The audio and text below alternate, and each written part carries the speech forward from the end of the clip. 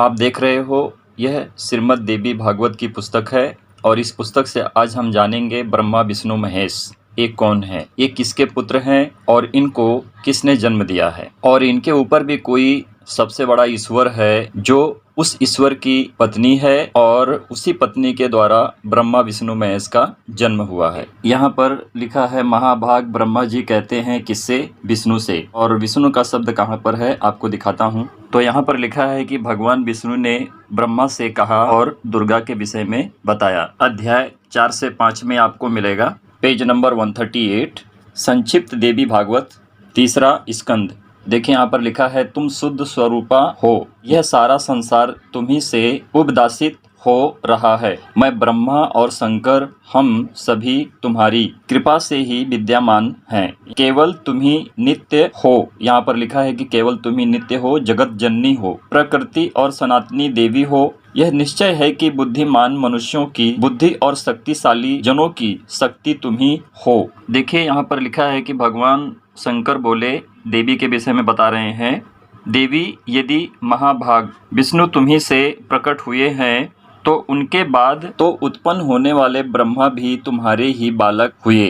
अब शंकर ब्रह्मा के विषय में बता रहे हैं कि दुर्गा से कह रहे हैं कि ब्रह्मा भी तुम्हारे ही बालक हुए और तुमसे ही उत्पन्न हुए हैं। फिर मैं तमोगुनी लीला करने वाला शंकर क्या तुम्हारी संतान नहीं हूँ? यहाँ पर लिखा है अर्थात मुझे भी उत्पन्न करने वाली तुम ही हो। यहाँ पर स्पष्ट रूप से लिखा है कि शिवे संपूर्ण सांसारिक सृष्टि करने में तुम बड़ी चतुर हो। अब यहाँ पर क्या लिखा है, माता, यानी कि ब्रह्मा विष्णु महेश की माता दुर्गा हैं। माता पृथ्वी जल पवन आकाश अग्नि ज्ञानेन्द्रिय कर्मेंद्रिय बुद्धि मन और अहंकार ये सब तुम ही हो। इस चराचर जगत को तुम ही बनाती हो। दुर्गा ही सब कुछ बनाने वाली हैं। इसके बाद वे ब्रह्मा विष्णु एवं शंकर तीनों सदा इसे सजाने में व्यस्त रहते हैं। देख लो यहाँ पर माता का शब्द आया है।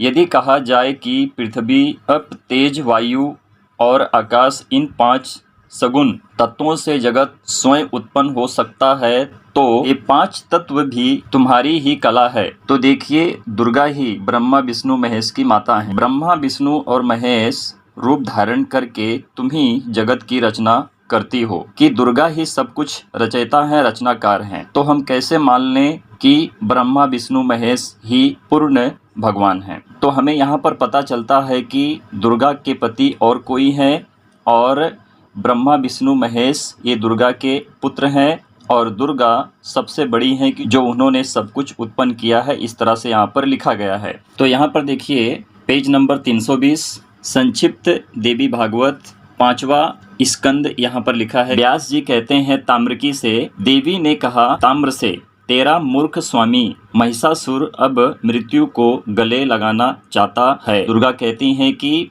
ताम्र से, तेरा जो स्वामी महिषासुर है अब वह अपनी मृत्यु को अपने गले लगाना चाहता है। और जब इसके आगे पढ़ेंगे तो महिषासुर दुर्गा से शादी करना चाहता है, लेकिन दुर्गा कहती हैं कि मैं ऐसी वैसी नहीं हूँ। अब आगे देखिए क्या लिखा है, मैं वैसी नहीं हूँ। ब्रह्मा विष्णु महेश इंद्र वरुण कुबेर एवं अग्नि तक को भी मैं पति बनाना नहीं चाहती हूँ। इस तरह से यहाँ पर लिखा है कि जो दुर्गा अपने विषय में बता रही हैं। इन सब प्रधान देवताओं को छोड़कर किस गुणी की विशेषता से मैं पशु को स्वामी बनाने का निंदनीय काम करूंगी? यहाँ पर दुर्गा कहती हैं कि मैं ऐसे काम नहीं कर सकती। एक पशु सरीखा जो महिषासुर है उसके साथ मैं अपनी शादी नहीं कर सकती। अब देखिए यहाँ पर लिखा है कि दुर्गा का भी पति है। मैं पति को वरण करने वाली स्त्री नहीं हूँ, मैं दूसरा पति नहीं कर सकती हूँ। मेरे शक्तिशाली पति देव विराजमान हैं। अब दुर्गा कहती हैं कि मेरे शक्तिशाली पति देव हैं जो दुर्गा से भी शक्तिशाली हैं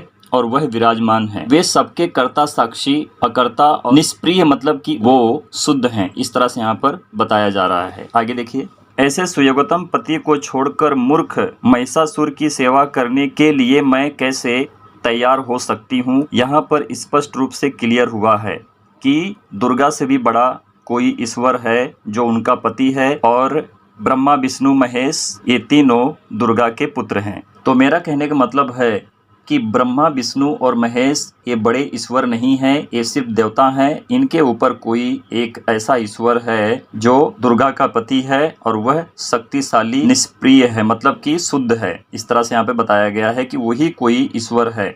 हमने यहाँ पर यह देखा और जानने की कोशिश करी। अब हम बाइबल से देखेंगे कि बाइबल का परमेश्वर क्या कहता है। क्या उसके ऊपर और कोई है या फिर वही बाइबल का परमेश्वर एक ही परमेश्वर है जिसको कहते हैं यहोवा, प्रभु यीशु मसीह में ही विराजमान है, वही सबका परमेश्वर है। बाइबल के अनुसार परमेश्वर की ना कोई बीवी है, ना बच्चा है, ना परमेश्वर की कोई फैमिली है। परमेश्वर अकेला है, आत्मा है। देखिए, यह यशायाह की पुस्तक है। यशायाह भविष्यद्वक्ता है, ठीक है। 864 पेज नंबर है और 44 अध्याय है। हम 6 वचन को और 8 वचन को पढ़ेंगे। 6 वचन में यहोवा जो इज़राइल का राजा है, अर्थात सेनाओं का यहोवा जो उसका छुड़ाने वाला है, वह यूँ कहता है, मैं सबसे पहला हूँ।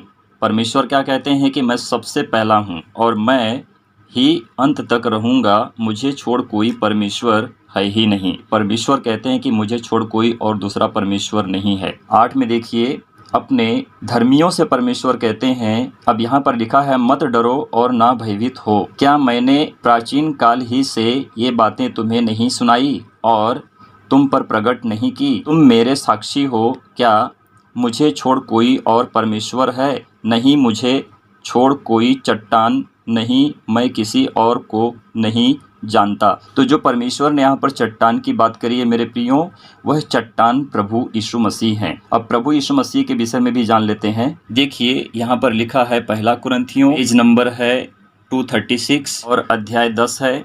वचन हम 3 और 4 को पढ़ेंगे। और सब ने एक ही आत्मिक भोजन किया। चौथे में, और सब ने एक ही आत्मिक जल पिया, क्योंकि वे उस आत्मिक चट्टान से पीते थे जो उनके साथ साथ चलती थी, और वह चट्टान मसीह था। मसीह था का सही अर्थ है कि प्रभु यीशु मसीह थे। जिस तरह से परमेश्वर ने चट्टान को फाड़कर जल को बहाया था और इजरायलियों ने पिया और पीकर तृप्त हुए थे। तो मेरे प्रियो, ये सारी बातें परमेश्वर ही बताते हैं और परमेश्वर का ही अनुग्रह है। एक ही मात्र सच्चा परमेश्वर है और वह प्रभु यीशु मसीह है और प्रभु यीशु मसीह में ही परमेश्वर विराजमान है। Thank you Jesus, thank you father God. सारे आदर मान सम्मान के साथ मैं परमेश्वर का आदर करता हूँ कि मैंने आज की बातों को क्लियर किया कि परमेश्वर मात्र सच्चा एक ही प्रभु है और वह अकेला है। परमेश्वर की महिमा हो। आमीन।